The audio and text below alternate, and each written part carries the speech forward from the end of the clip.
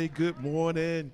Man, this is so exciting to be in this space to have this conversation around mental wellness. And I am accompanied by some amazing panelists today, and we're going to just have a real conversation. Is that all right? So let me introduce our speakers, our panelists for this morning. They are excited about being here. They told me they couldn't believe that we had such a large crowd, and they can't wait to share the information that they have learned throughout their careers, including Sean Farrell. He's learned a lot in his career. Oh, that's right, you haven't started school yet. You haven't finished school yet. We'll figure it out. So my name is Maurice Farrell. I'm the pastor at Advanced Street Missionary Baptist Church, and super excited to be your facilitator and host for this conversation. We also have with us Camilla McCoy. She is the CEO of Family Hands. Yeah, clap it up. Where the motto is to live, heal, and belong. She is also a proud alumni of Randolph-Macon Women's College and Lynchburg College. We also have, to her left, is Dominic Grimby. Dominic Grimby is a prevention and program manager here in the wonderful city of Danville in Pittsylvania County. He holds a Bachelor of Science degree in psychology from the Virginia Tech University. Yeah. We also have an amazing young man by the name of Sean Farrell.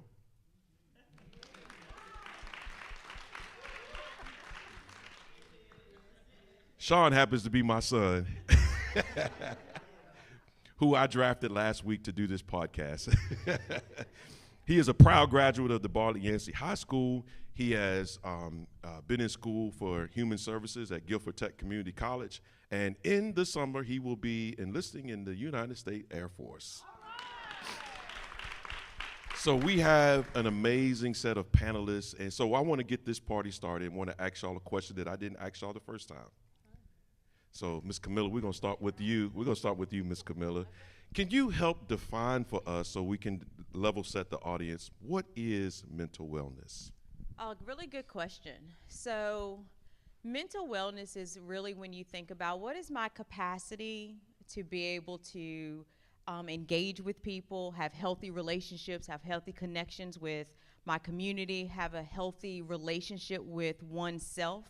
And so that's how I think of mental wellness, because we need that to be able to cultivate the type of relationships in our world so that we live, heal, belong, so that we thrive, and so that we are functioning and capable, contributing individuals to the world, to our community.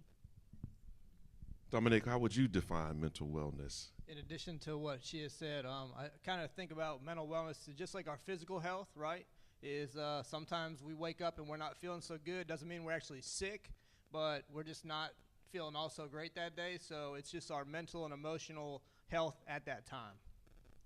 Sean, how would you describe it? So they went to school for this. You're our young expert on the panel. How would you describe mental wellness? Pretty much, the state in which your mind is in. You got to work it out.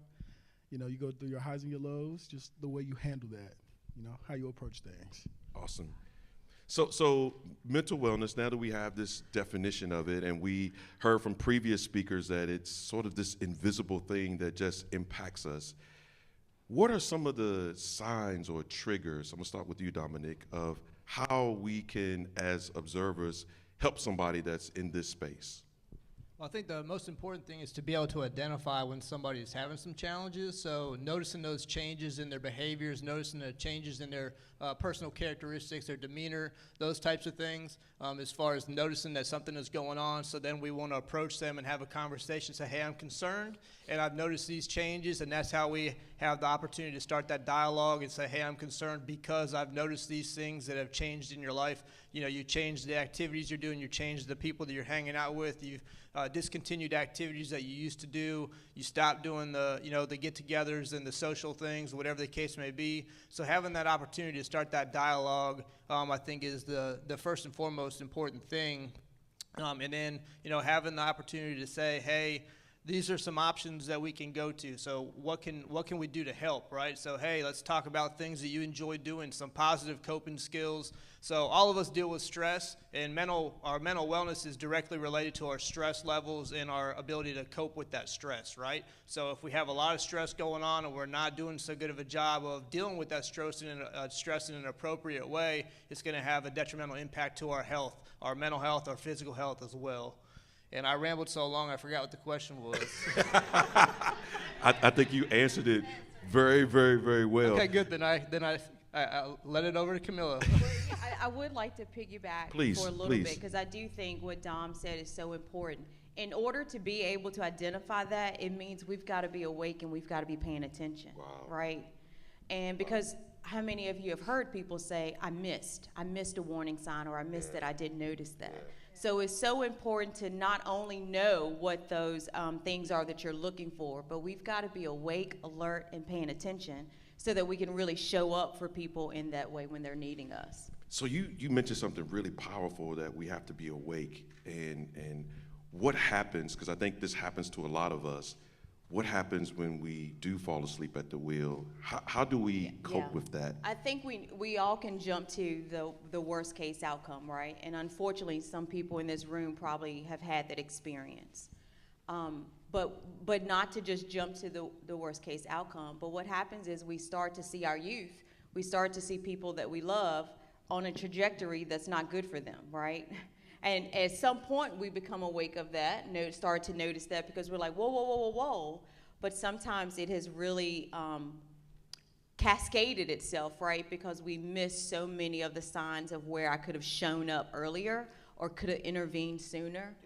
So we can't beat ourselves up in those moments, right? That's tough to acknowledge. It's tough to say, I missed that, right? I mean, I have a daughter. There's certainly things that I have missed. And I've been like, really beat myself up about that. But we can't. We've got to have compassion, because we are still human.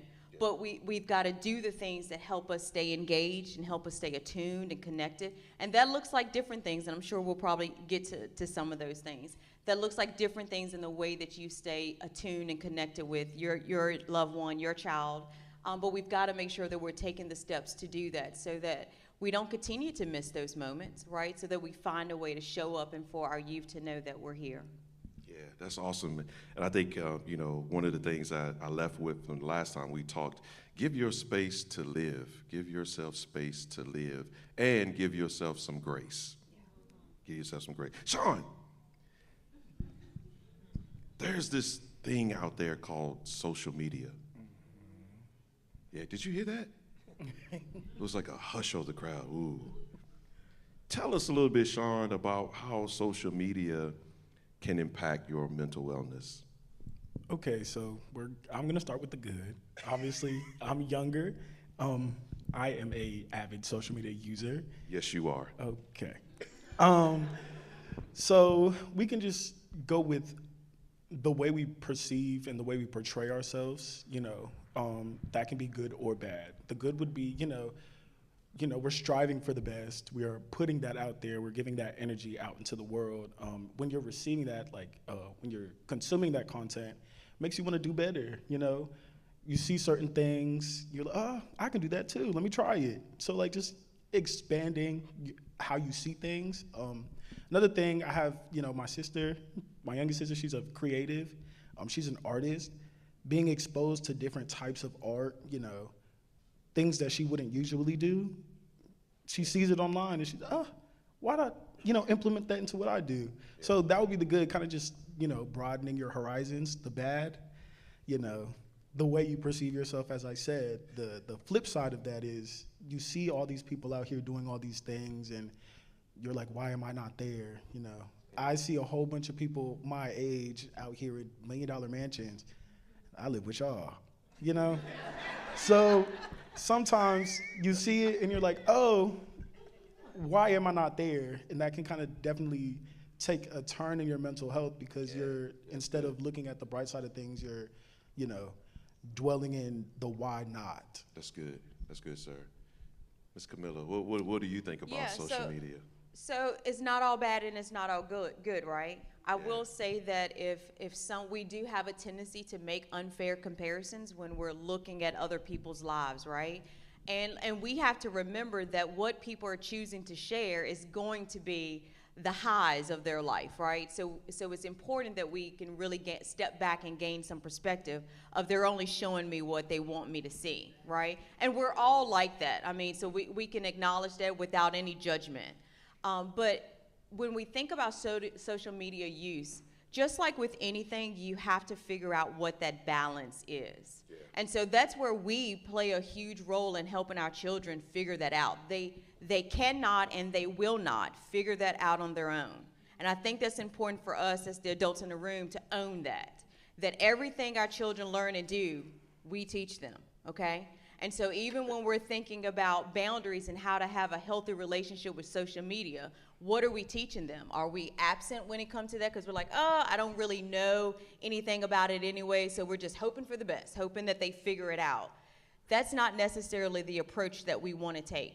We might want to, maybe you don't want to become the expert of how to navigate each and every platform, but you want to know what those platforms are. You want to know how your kid is using them, how someone in your life is using them so that you can help them make good choices about that.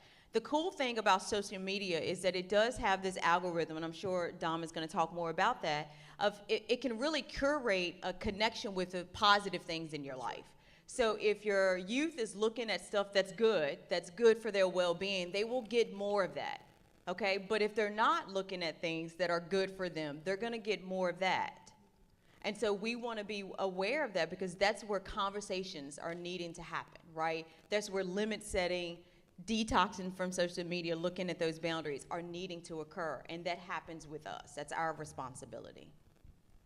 Dominic, what you want to add to this conversation, sir? Yes, so obviously positives and negatives. Some of the positives when you first think about social media is a lot of people, that's where they find that connection, right, with other folks. So especially when we're talking about certain communities, like if you're talking about LGBTQ communities, if you're talking about other folks that trying to find other people that enjoy similar interests, you can go on social media and find groups that enjoy gardening, enjoy sports, enjoy this, enjoy that, so you can have that connection with other people that are similar to you. And unfortunately that's lacking, especially amongst our youth. If there's a lot of research that shows youth just feel like they don't have anybody that they're actually connected with. So social media is good in that it does help us make connections with people. Unfortunately, it kind of gives us a false sense of connection to a certain extent because we think we have all these friends and all these people that are actually there for us, but in real life, those are people that we can't rely on whenever something bad happens. It's not somebody that I can reach out to and talk to whenever,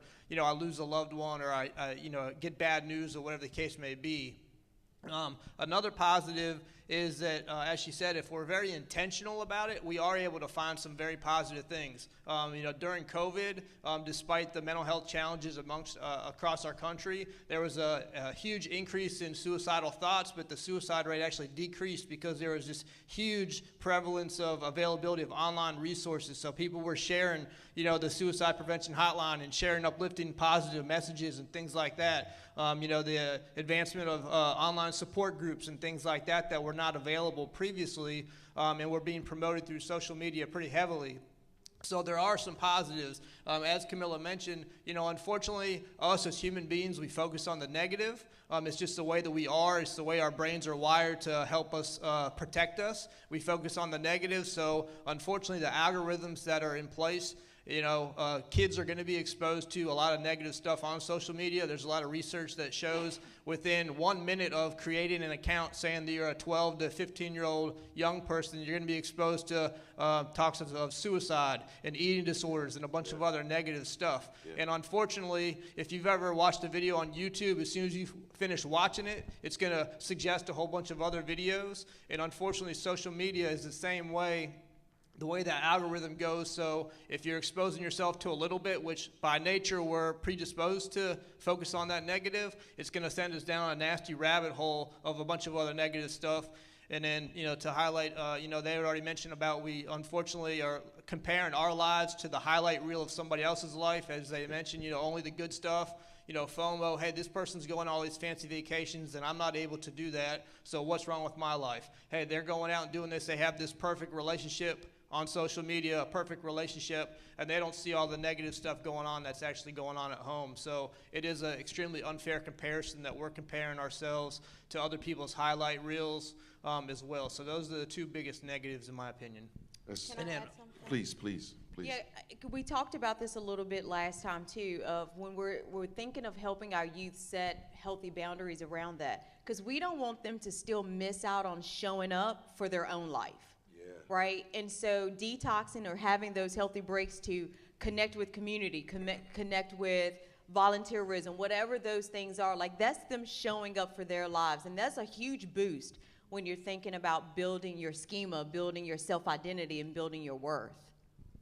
We absolutely need to celebrate today that we've got a lot of young people here present, not on a screen, engaging in helpful conversations. This is a day of celebration. Dominic. And that was another thing that I mentioned last week was, unfortunately, a lot of times when we're doing that excessive screen time, it's taken away from more healthy things like having actual connections with other people, doing things in connection with other people, getting out, being physically active, because there's not a whole lot of people that are running on the treadmill while they're scrolling on social media. They're usually sitting on the couch, right? So we're not having those other healthy habits, whether it's being in connection with other humans in person, whether it is doing other healthy, positive coping skills. A lot of times we're opting for the screen time in lieu of those things, which turns around and exacerbates the situation.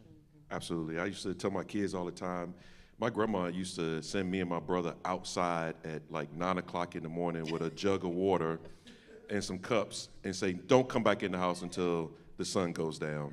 And we just don't have that opportunity anymore. We live in a different society. And so this conversation has to be first and foremost in our homes as we talk about how to put healthy boundaries around social media. I want to shift the conversation just a tad bit, and I want to talk about the good church folk. Because in the church, mental wellness is something that we don't talk about.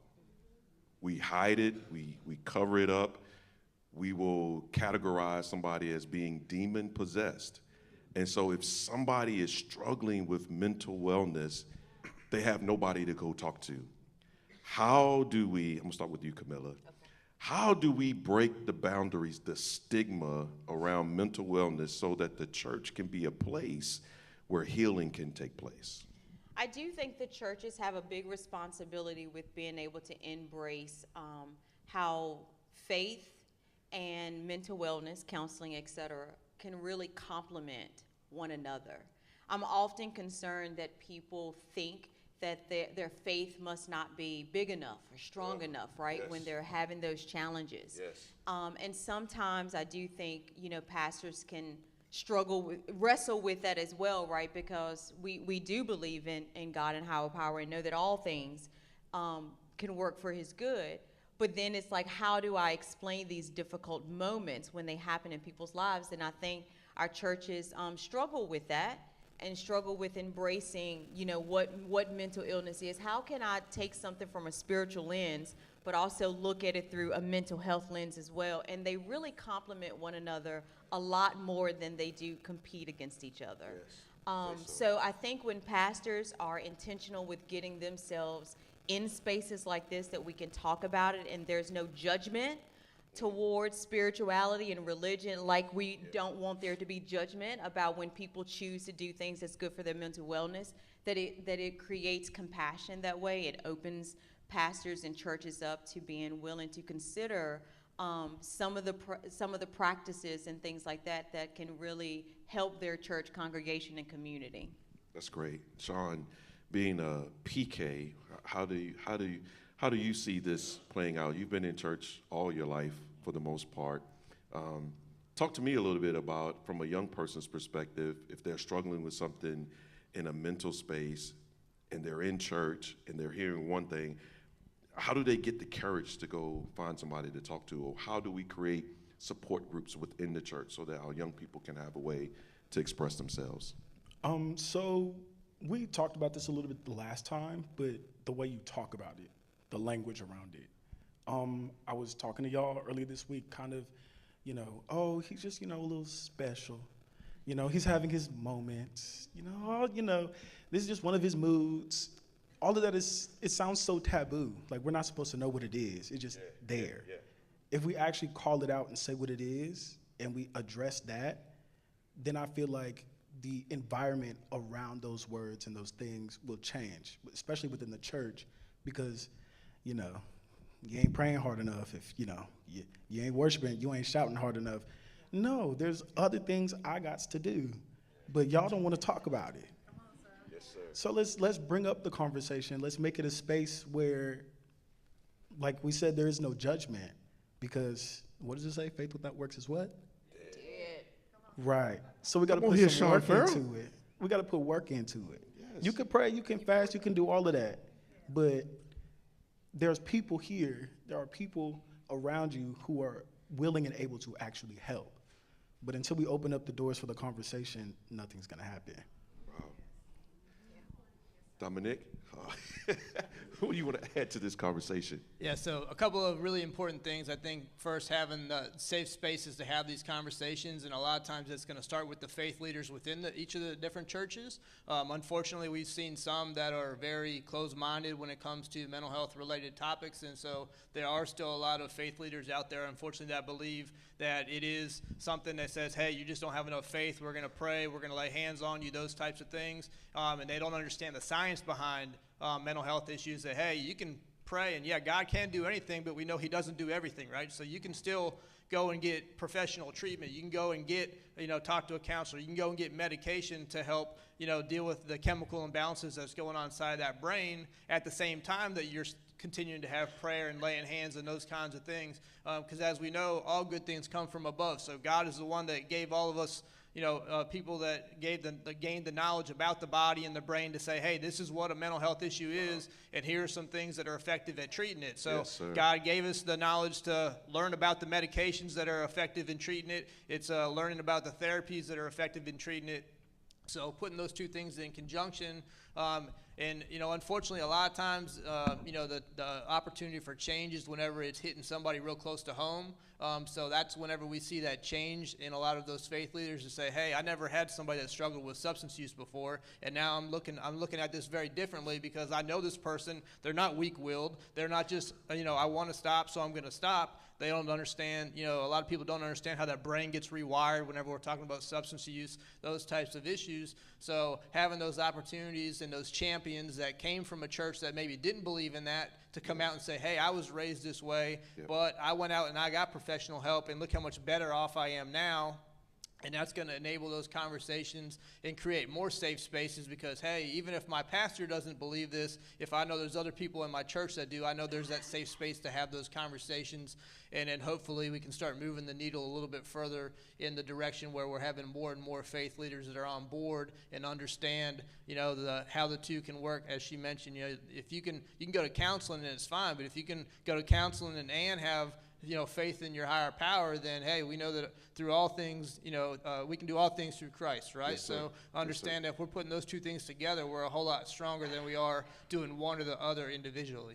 Completely agree. I wonder what it would be like if the faith communities, if churches were talking more about fear. Wow. Because really that's what it gets in the way here, right? Yeah. It is the fear of not understanding what you're going through. Is a fear of not understanding your mental health issue, your disorder.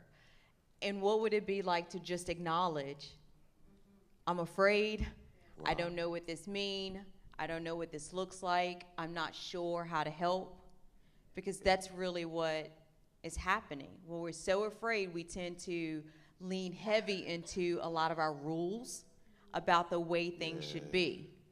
We lean heavy into maybe Old Testament practices instead of New Testament that's about grace and compassion and understanding, right?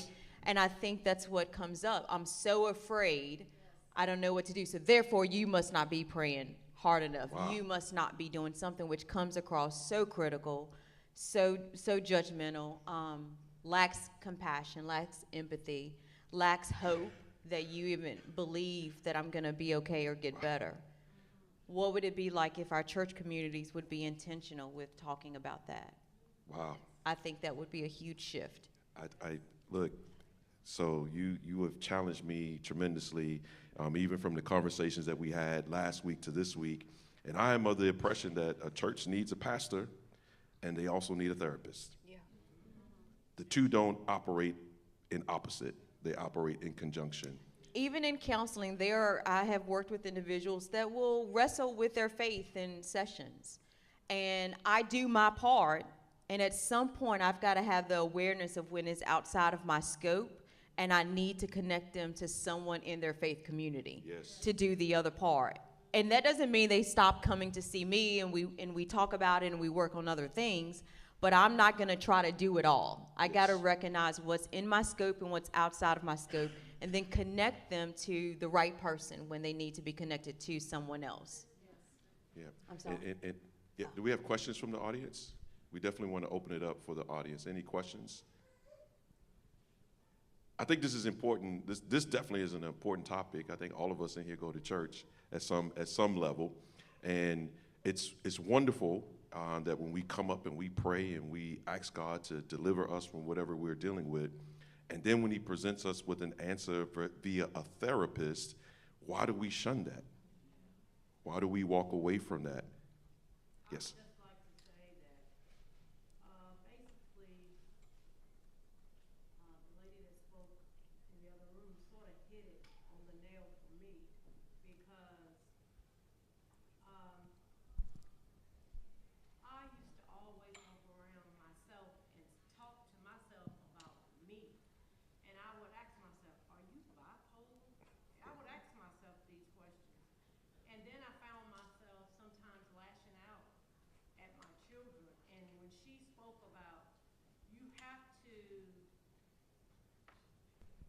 You have to sometimes get in that dark space where that child is in that dark space. And I realized when she said that, I was like, my God, that's what I was doing. I wasn't doing that. And so now I realize it, and, I was like, my God. And so it's like I was actually pushing that person, my child, into a darker space. Wow. But now I realize with talking with them now, I would have to make a different approach. Mm-hmm. So I thank God for this summit today. Yeah. Just to speak to what you were saying, you were also being extremely hard on yourself. You were basically saying, what is wrong with me? Yeah. Am I crazy? Am I not being, was I not a good parent? I know that enough? I was. Right. But at that point, when they got to a certain age, I felt like, okay, they should know better.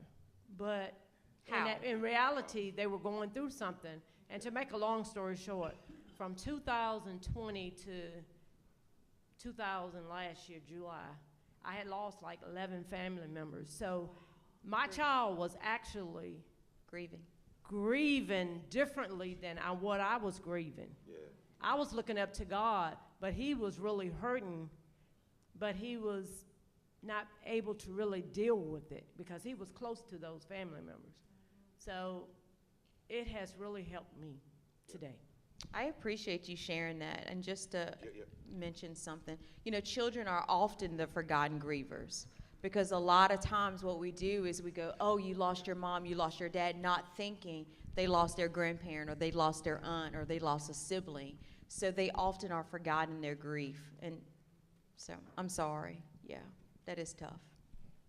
Another question do we have? Can you walk up to, Can you come to the mic so we can, Thank you all. The enemy has me sitting here saying, don't share it. Don't share it. You talked about fear. Yeah. And, my son suffers from mental illness. I've been estranged from my son for about 15 years. I only have one child. And back then, I didn't know how to deal with it. And when you speak about the grief, I lost my mom in 2000. My son was really close to my mom. And that's when it seemed to go downhill for him. and I didn't know how to support him. He was going through a lot of different things. I didn't know how to support him. And to this day, I'm still estranged. We're still estranged. That's my only child. And mental illness is real. Yes. And the enemy tells me, don't share it, don't talk about it. And I'm a social worker. I have my master's in social work. And I'm studying for my license. Yeah. And the enemy says, you're a social worker, you work with mental health. How you got a child that's dealing with mental illness? The devil is a liar. Yeah. Yeah. The devil is a liar. Yeah. I struggle with it in silence. Somebody in my church one time, I told them, I wanted to start a group for mothers who are estranged from their children. Yeah. Because I know they're out there. I think I'm alone, but I know there's other mothers struggling. And this church member told me, you don't want everybody to know your business. You know people gonna talk about you. Yeah. The devil is a liar. My faith is what carries me through this struggle. I see other people with their children doing well, graduating from school, and my son is very smart, but mental illness, again, is real. I just continue to have faith and trust God because I know that God hears prayers. He hears them and he answers them. And I just have to keep the faith. I have to keep the faith. I didn't, you know, that woman in there told my story. She told my story. Again, I hope that this helps somebody because there's other people in this room that have the same struggles, but nobody wants to talk about it. Nobody wants to talk about it. But I'm grateful for this summit. There was no way I could be here as a social worker, working in the mental health field and not be here today. Yeah. Thank you all. Thank you for everybody that's here.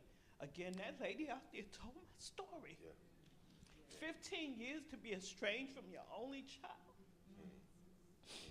But I know that God heals. Yes. I know that God heals. I had a praying mother, and I am a praying mother. And I will continue to pray. I will continue to keep the faith because I know that he can turn things around.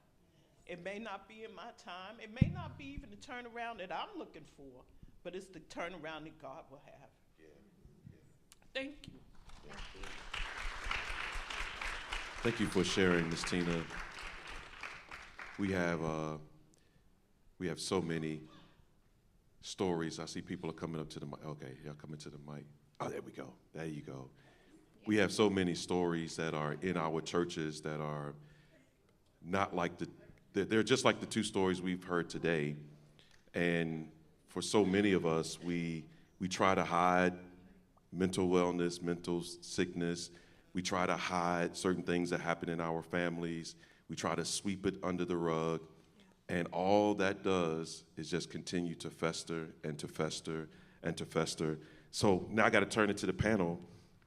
What do we do in these scenarios? How do we bring light, bring hope? Everything that Jesus was about hope, light, empathy. How do we get those things back after our person talks at the microphone? Ask the question again. I had to ask that question again, but I'm going to have the person talk at the mic. Yep. I feel compelled to come forward. As a child, I suffered from spinal meningitis, which caused me to have cognitive delays, which caused me to be in and out of the hospital. I had to take medication while I was in school, and that made me feel different. And what the educators didn't understand was to tell me different is okay. Instead, I got in trouble a lot for running off at the mouth because that's what I could do best. I never made straight A's, but I was always shooting to be most improved. And when I finally did achieve that, I learned that, girl, you can conquer anything. So as life went on, I became a caregiver for my dad at age 13, and that was scary. All the while, I'm still going to school, trying to make things be okay. I had lost my best friend in a car accident at 16, which was my brother. And I got shuffled and shuffled around and shuffled around. And they kind of just put me down in the cracks, if you understand what I mean. And they would tell me, oh, you always draw a check. You will never be able to finish school. You'll never be able to do this. Well, I stand before you, even with cognitive delays. It took me my 11th grade year in high school to figure out my way of learning. And then I was able to excel and graduate to go on to college 2 or 3 different times. Cosmetology. I graduated summa cum laude. I did it in my own way. I wound up going to DCC where I met Dr. Thomas Johnson. Some of you all may be familiar with him. Well, he would talk to me. And that's why I'm so glad I see so many pastors on the panel, because Reverend Robert Divins would talk to me. And Dr. Thomas Johnson called me to the side one day because he had got wind of what I was dealing with and what I was going through. And I shared this on Facebook. And he would always tell me, well, you know, Megan, this too shall pass. Here I was, got tangled up, raising my daughter, taking care of my daddy, trying to go to school, trying to make it, trying to live, trying to keep a roof over our head. And I was drowning. And God sent somebody. He sent them. And he would tell me, well, this too should pass, but you got to balance everything. Because what I didn't understand what a chemical imbalance was. And what you need to know is that when you have a chemical imbalance, sometimes that's impossible to fight. So then I learned that it was okay to have medication, it was okay to have therapy, and it was okay to have Jesus. Come on here. So yes. I would say to you also, that was not the end of my story. Because even though I had accomplished that and I kept on going to new heights, the enemy was seeking to destroy me. He was seeking in all he knew how. And so some of the family support I thought I should have had, I didn't have it, but it was okay. Later on, trying to navigate, again, working full time, trying to maintain my household, I had my child who I was trying to raise. And she was seeing all these things, but guess what? I kept taking her to Sunday school. Sometimes she was the only little kid in Bible study.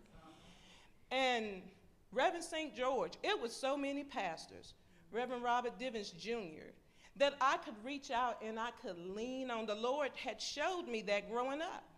And so, come on and fast forward, I became a teacher. Jemiah is actually my student. I was her first teacher.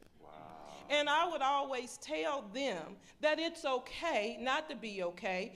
It's okay to be different. And what did I learn? Because my teachers didn't do it, scaffolding. That was one of the things I used in my classroom because it was inclusion. I was so glad to work for Head Start. I could have went anywhere, but so glad because I learned to be a parent advocate. I learned to help educate the parents when they were not okay. So when the students come in the classroom, they learned that they could be okay. They trusted me. They trusted me because why? I was transparent. I let them know that I had been a single parent. I let them know that I had struggled, but I also let them know that I had found faith. And it was the people in the community. What we're doing here, what I see here, it's the people in the community. Well, I did all of that, and then I got injured in my classroom. And then I got shuffled around a little bit more, and from one school to the other, from Rich Acres to Clearview, and I kept meeting people. Well, long story short, I eventually was in a couple more accidents. I had to come out of my classroom. Tragedy. And I was sharing with the young lady at the table. Sometimes even when you think that you're okay, the devil will choose you in your weakest moment. He seeks who he can destroy. Yes. So we're going to give our panelists 10-second rapid close up. Thank you all for the comments. Thank you all for the engagement. This has been awesome. Sean Farrell, give us one takeaway. You got 10 seconds, sir. open the doors for conversation. Don't be afraid to talk about it. Ms. Camilla. Relationships are healing. So think of those relationships that are most important in your life and make sure that you're connecting with them, being intentional with the way you spend your time, cultivating and repairing any relationships that have been ruptured. Any person or any relationship you have that you find worth it, then it means there's room for repair. Relationships are healing. Yep. Dominic. Don't believe the lie. As she mentioned, unfortunately, a lot of people, when they're either struggling with a mental health challenge themselves, they feel like they're the only one, and they're not. They're in very good company. All the statistics bear that out. But also the people that are going through it to support somebody, that's extremely stressful too. So don't feel like you're alone, right? So don't believe that lie. And then secondly, to the second lady's point, be that one. Be that person that can go and help somebody, make them feel safe enough to have conversations about these challenges they may be having. Let them know that let people know you care about them, because if somebody knows that you care about them, they're going to show you a lot of grace, because we're going to say the wrong thing. We're going to say the right thing the wrong way sometimes because we're human. But if that person knows that you care about them, they're going to show you a lot of grace in that recovery journey. And also recovery is possible, and I don't think we ever talk about that when we're talking about mental health challenges. Yes. Can we give our panelists another round of applause? Can we give our maestro behind the technology, Pastor Braswell, applause? Can you give yourself an applause?